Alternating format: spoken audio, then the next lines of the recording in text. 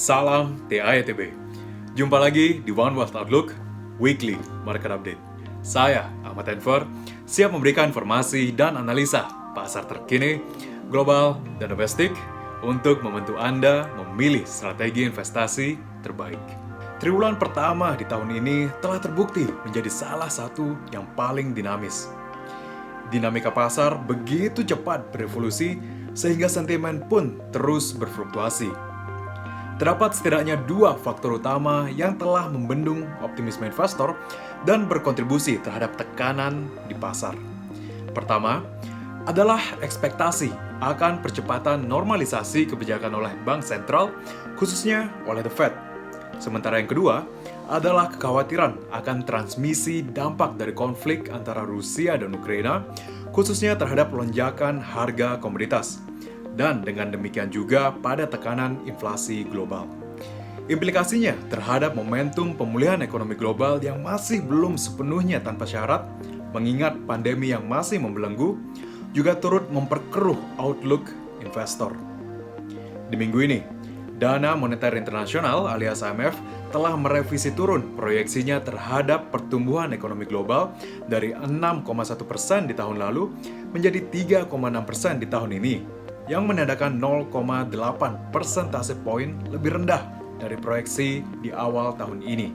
Sehingga, di tengah tingginya ketidakpastian tersebut, tren kenaikan pada indeks VIX dan indeks MOVE masing-masing mengindikasikan bahwa investor cenderung khawatir dan masih mengantisipasi untuk bertahannya volatilitas lebih lanjut, baik di pasar saham Amerika Serikat maupun di pasar US Treasuries. Memang, seiring dengan lonjakan indeks VIX misalnya, indeks saham S&P 500 telah melemah hingga 7,8% sejauh tahun ini per akhir pekan lalu dan bahkan sempat melemah lebih dari 10% di tahun ini, yang juga menandakan koreksi pertamanya sejak 2 tahun lalu. Sektor teknologi yang sensitif terhadap pergerakan suku bunga cenderung lebih tertekan, dengan indeks Nasdaq yang syarat teknologi yang telah terkoreksi hingga 14,6% di tahun ini. Namun, telah menarik perhatian utama investor adalah lonjakan pada imbal hasil di pasar US Treasuries seiring dengan meningkatnya tekanan harga serta ekspektasi akan percepatan normalisasi kebijakan oleh The Fed. Imbal hasil tercatat meningkat sepanjang kurva, khususnya pada tenor 10 tahun yang telah meningkat 131 basis poin menuju level 2,8% yang merupakan level tertingginya sejak Desember 2018 lalu.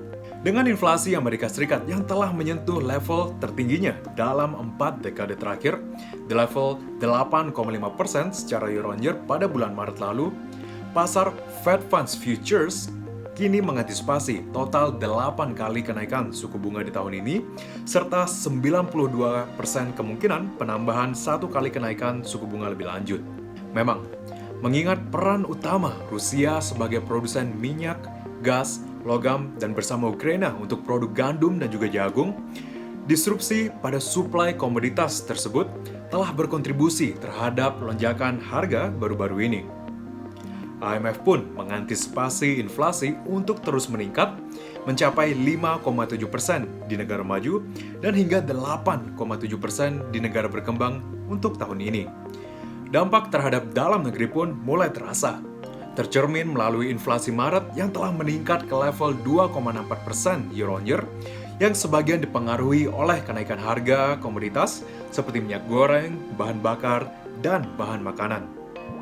Sementara diantisipasi akan masih bertahan dalam jenjang target 2 hingga 4% Bank Indonesia di tahun ini, inflasi pun diproyeksi akan tetap meningkat dalam beberapa bulan ke depannya, seiring dengan tren musiman perayaan bulan Ramadan dan Idul Fitri, serta transmisi kenaikan harga bahan bakar baru-baru ini.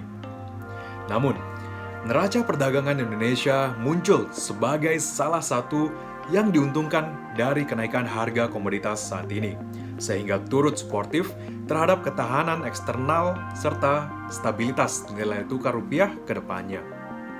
Yang terbaru, neraca perdagangan kembali mencatat surplus hingga 4,5 miliar US dollar di bulan Maret, lebih tinggi dari 3,8 miliar US dollar di bulan sebelumnya.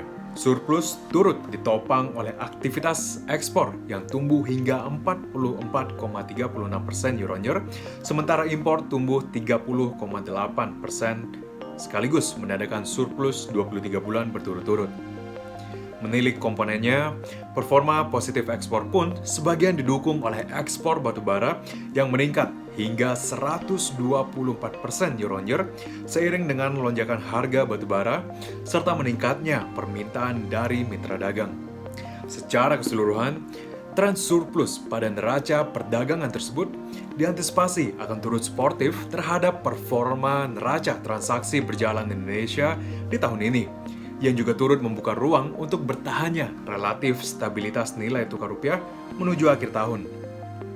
Rupiah pun telah menjadi salah satu nilai tukar dengan performa yang cukup stabil sejauh tahun ini, dan grup kami pun optimis bahwa rupiah akan mampu untuk diperdagangkan di kisarannya saat ini ke depannya.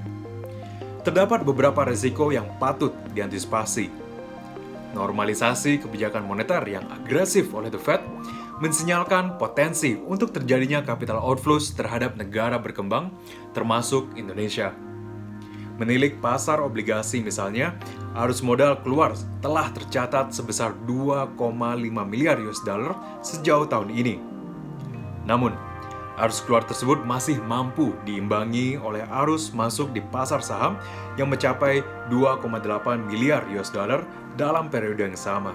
Risiko lonjakan inflasi di dalam negeri juga patut diantisipasi, khususnya terkait dampaknya terhadap momentum pemulihan ekonomi. Terbaru, optimisme konsumen telah mengalami sedikit pelemahan di bulan Maret dengan indeks keyakinan konsumen yang turun ke level 111 meskipun memang masih bertahan di zona optimis.